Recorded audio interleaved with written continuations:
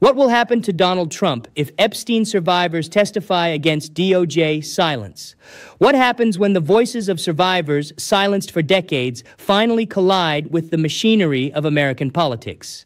That is exactly the storm brewing as Epstein survivors push to testify about what they endured and, more importantly, about the Department of Justice's alleged silence in the face of it all. This is not just about accountability for one of the most notorious scandals of our time. It's about the potential fallout for Donald Trump, whose name has been whispered around the edges of this story more than once.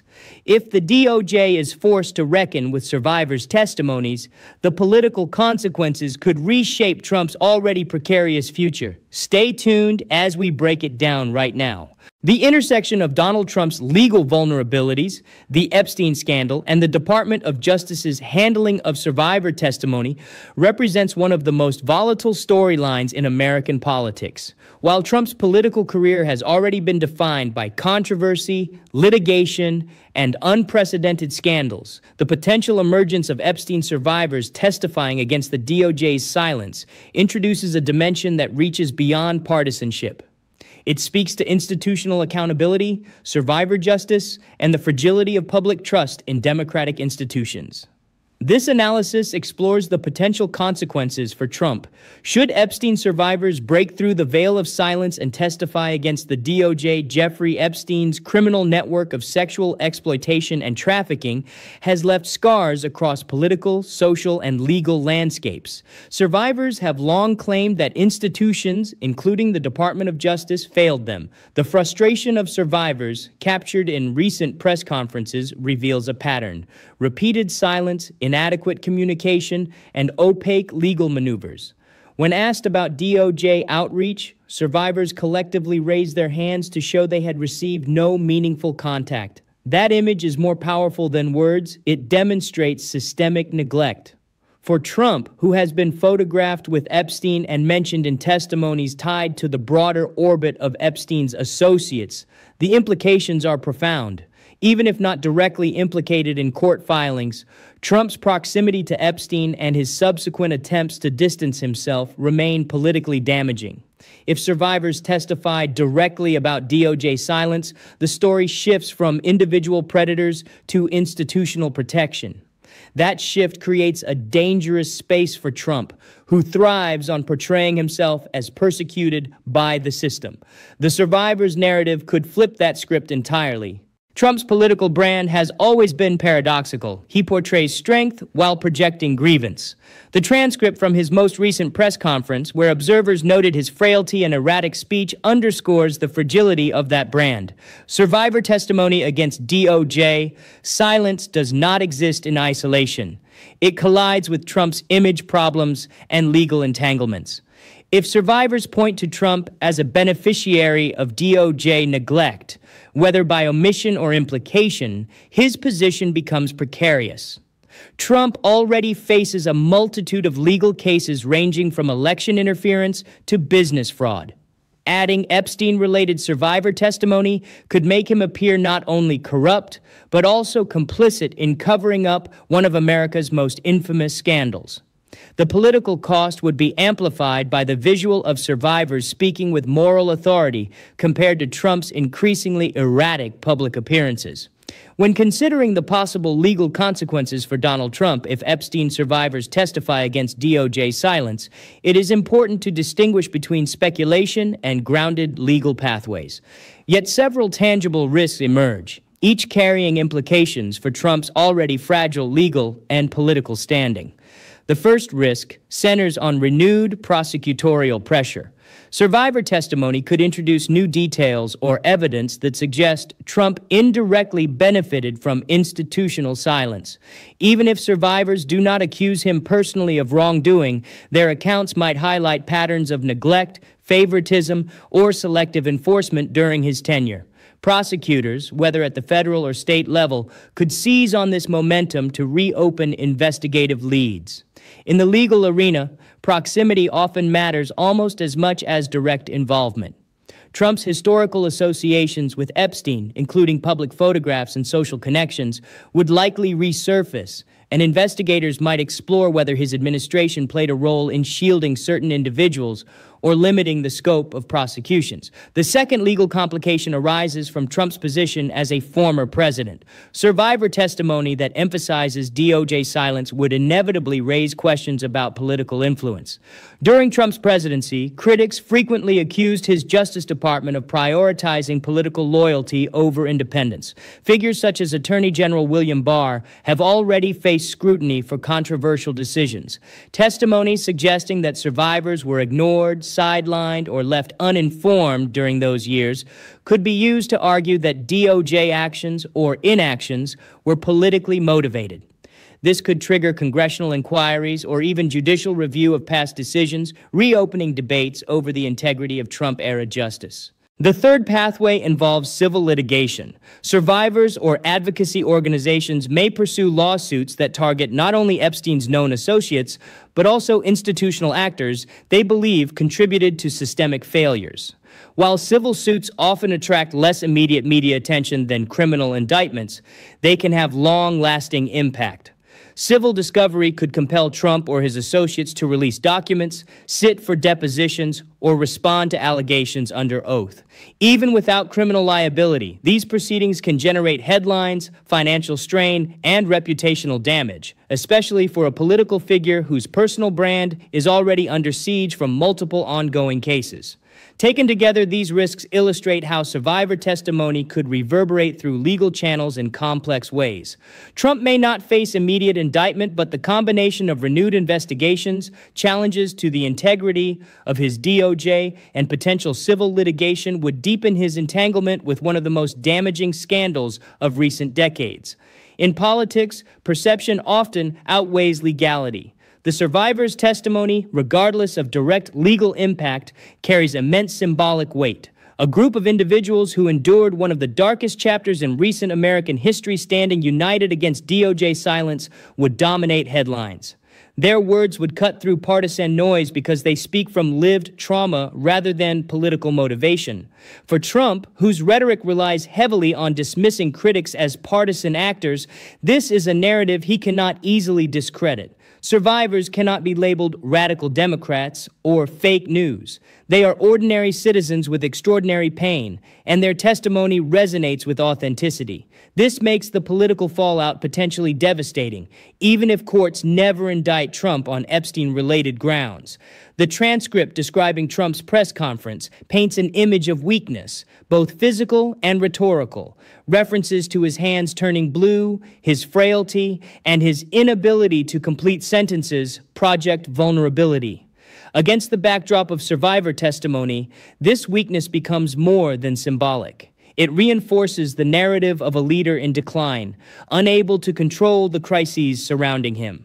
Trump's attempts to deflect attention, such as posting on social media about global politics, military strikes, and bizarre alliances with authoritarian leaders, only highlight his desperation. For example, his decision to showcase a military strike video on social media, while China, Russia, and North Korea projected strength in global forums, portrays him as reactive and unstable.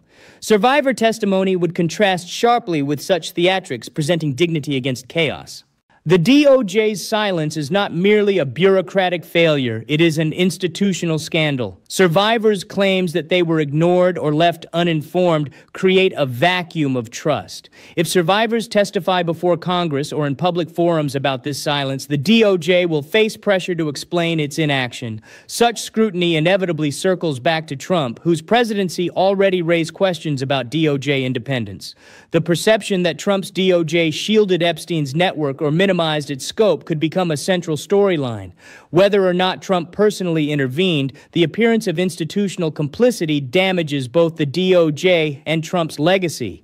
Survivor testimony would thus serve as a catalyst for renewed demands for accountability at the highest levels. Media framing will determine how survivor testimony impacts Trump. Mainstream outlets will likely highlight survivor voices, amplifying their moral authority. Conservative outlets may attempt to minimize or redirect blame, yet the visceral nature of survivor testimony makes it difficult to spin. Public opinion, particularly among independents and suburban voters, is sensitive to issues of justice and abuse.